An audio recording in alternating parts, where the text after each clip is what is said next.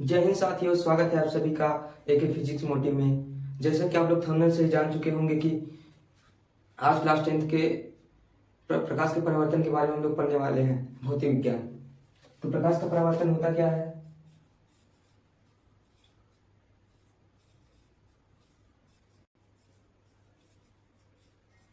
प्रकाश का परावर्तन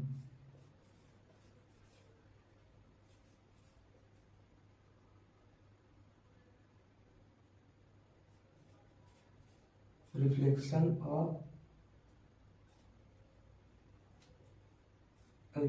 of light. प्रकाश का परावर्तन होता क्या है? तो हम लोग प्रकाश के परावर्तन पढ़ने से पहले प्रकाश को पढ़ लेते हैं। तो पहले से देखेंगे यहाँ पे प्रकाश क्या होता है। प्रकाश क्या होता है? तो प्रकाश एक प्रकार की ऊर्जा है। प्रकाश आप लोग देखते होंगे घर में कि जैसे कोई कमरे में बहुत ज्यादा अंधेरा है, अगर उसमें से थोड़ा सा प्रकाश होता है तो प्रकाश जाता है तो आंख को उत्तेजित करता है। उसी प्रकार तो एक ही प्रकाश क्या है? प्रकाश एक प्रकार का क्या है? प्रकाश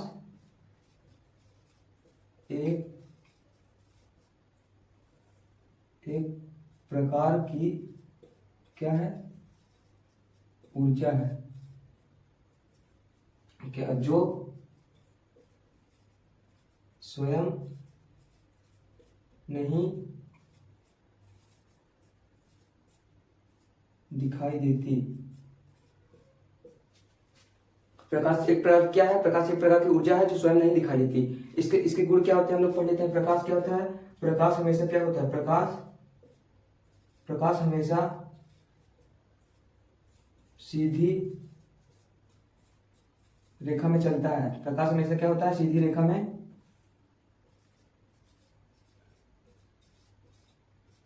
प्रकाश हमेशा सीधी रेखा में चलता है। ये इसका क्या होगा? गुण होगा। सेकंड गुण हम देखेंगे क्या होगा। सेकंड प्रॉपर्टी क्या होगी इसकी?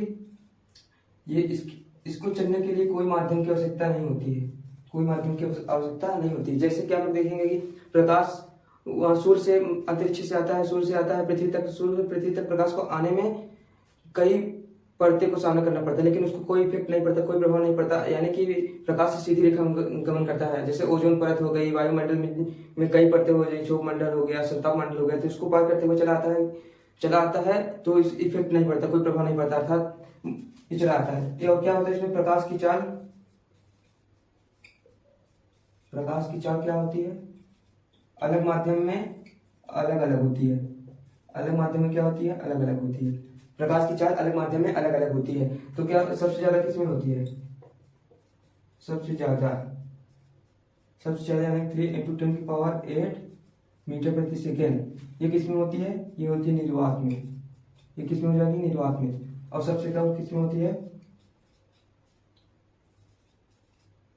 सबसे कम हमारे पास हो जाएगी यहाँ पे 1.25 × 10⁸ मीटर प्रति सेकेंड। ये किसमें हो जाएगी? हीरे में।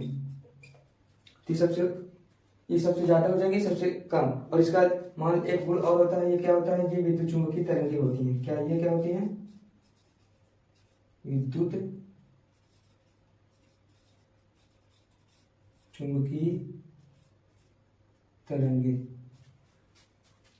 तो क्या होता है प्रकाश है? देखिए, प्रकाश एक प्रकार की ऊर्जा है जो स्वयं नहीं दिखाई देता है। प्रकाश के कई सारे प्रॉपर्टीज हैं, कई सारे गुण हैं। जो होता है कि प्रकाश हमेशा सीधी रेखा में गमन करता है। आप देखेंगे कि मान लो आप लोग देखे होंगे अपने घर में, कैसे हम बता दें आप लोगों को।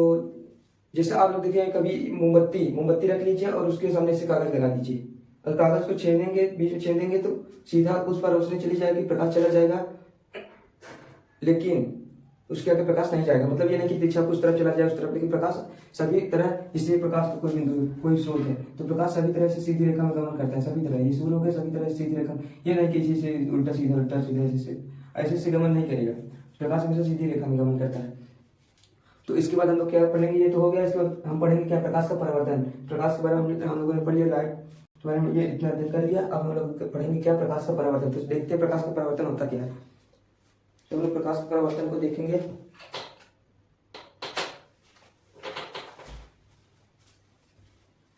अब हम लोग देखेंगे क्या? प्रकाश का परावर्तन यानी कि रिफ्लेक्शन ऑफ लाइट। प्रकाश का परावर्तन क्या होता है? मान लो एक मिरर ले लेते हैं हम, ऐसे इसमें कनेक्ट किया गया हुआ है, ये मिरर हो गया। मान लो इसको थोड़ा सा नीचे ले लेते हैं, नहीं तो लिखने में प्रॉब्लम होगी।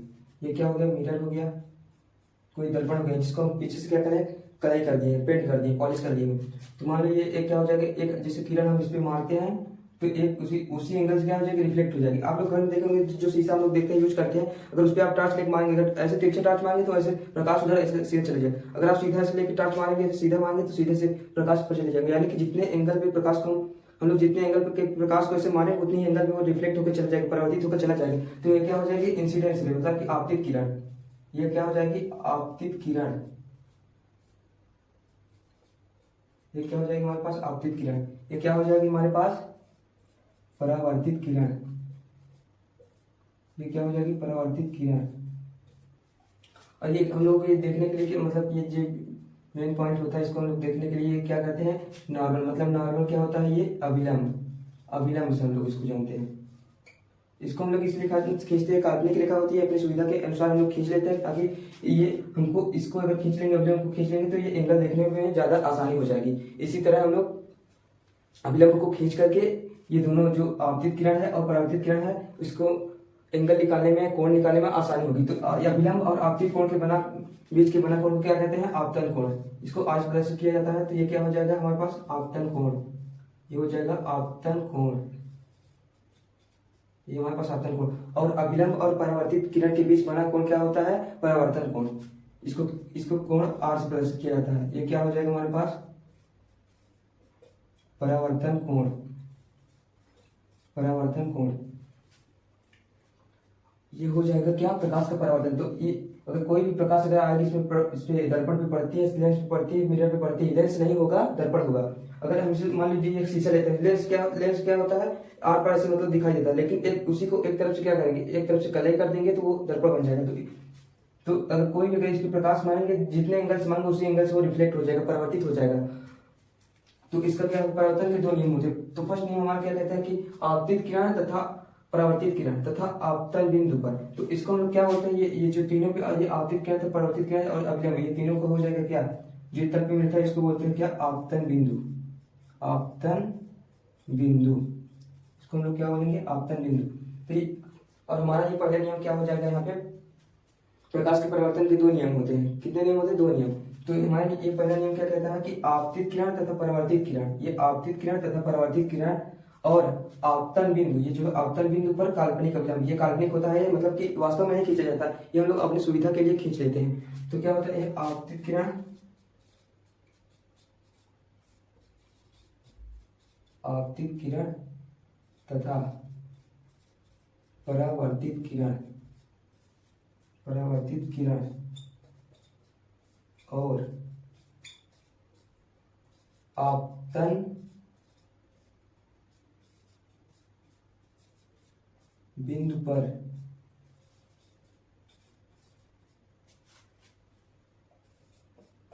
काल्पनिक अविलंब, काल्पनिक अविलंब। तीनों क्या होते हैं, तीनों एक ही तल में होते हैं। ये पहला नियम क्या कहता है कि आपतित किरण, प्रकाश की किरण जो आती है, आपतित किरण तथा परिवर्तित किरण, ये आपतन बिंदु है जो सभी प्याग मिलता है एक तल पे। ये आपतन बिंदु पर क्या होगा, काल्पनिक अविलंब। तीनों क्या रहेगा, एक ही तल पर रहेगा, तीनों की, इसको क्या कहते हैं, मिरर प्लेन। ये तीनों एक ही तल पर रहेगा। और दूसरा नियम क्या कहता है कि आपतित किरण, ये तो हम बताया ना, जितने एंगल पे प्रकाश का किरण आएगा उतनी एंगल पे चला जाएगा। तो क्या आपतित किरण तथा परावर्तित किरण के बीच जो ये क्या काल्पनिक अविलंब है, काल्पनिक अविलंब के बीच और आपतित किरण के बीच जो बना कोण होता है वो आपतन कोण होता है, और अविलंब और परावर्तित किरण के बीच जो बना वो परावर्तन। तो दूसरा नियम कहता है कि आपतन कोण और परावर्तन कोण सदैव क्या होता है, बराबर होता है। दूसरे नियम में क्या कहता है, दूसरा नियम हमारे पास हो जाएगा कि कोण आई इक्वल टू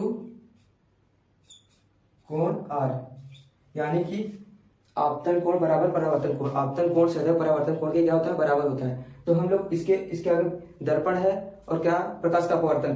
तो दर्पण और प्रकाश का अपवर्तन के बारे में हम लोग नेक्स्ट वीडियो में कंटिन्यू करेंगे। तब तक के लिए धन्यवाद।